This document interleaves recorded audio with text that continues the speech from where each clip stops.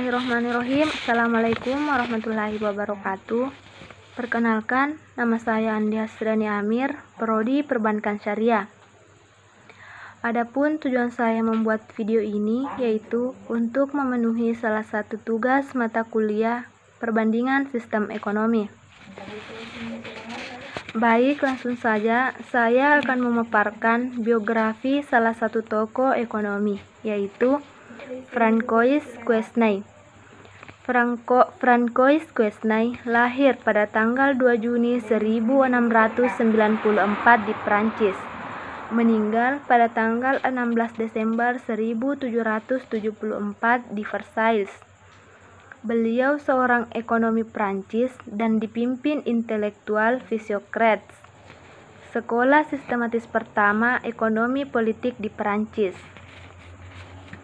Beliau menjabat sebagai dokter konsultan untuk Raja Louis X di Versailles. Di akhir hidupnya, ia mengembangkan minatnya di bidang ekonomi. Penerbitan buku pertamanya pada subjek 60-an. Dengan dukungan dari Madame de Pompadour, ia dan rekan Physiocrates-nya bernama Jean de Journay menjadi berpengaruh dalam sekte The Economists. Sistem Quesnay tentang ekonomi politik yang diringkas dalam tabel ekonomi pada tahun 1758 yang berisi persentase komprehensif ide-idenya.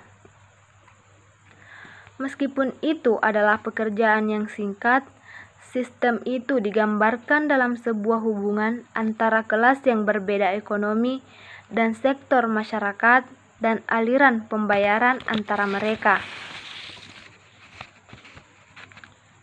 Dalam tabel Quesnay ini mengembangkan konsep keseimbangan ekonomi. Konsep sering digunakan sebagai titik tolak untuk analisis ekonomi selanjutnya. Dalam hal ini, yang paling penting eksplisit adalah identifikasi modal sebagai events, yaitu sebagai saham kekayaan yang harus terakumulasi sebelum produksi. Klasifikasi Quesnay ini dibedakan antara modal tetap dan modal yang beredar. Edisi pertama yang terdiri dari hanya beberapa salinan, dicetak oleh perswasta raja, ditulis ulang dalam bentuk prinsip-prinsip. Yang dimaksudkan oleh Quesnay untuk penyebaran yang lebih luas melalui publikasi di surat kabar resmi.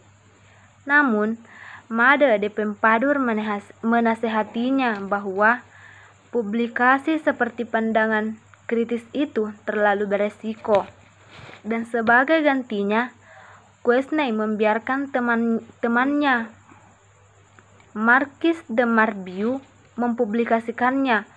Selanjutnya, ia bekerja sama dengan Marquis pada Filosofi Rural yang diterbitkan di Amsterdam pada tahun 1763 yang ternyata menjadi pernyataan jelas dan doktrin Physiocrates.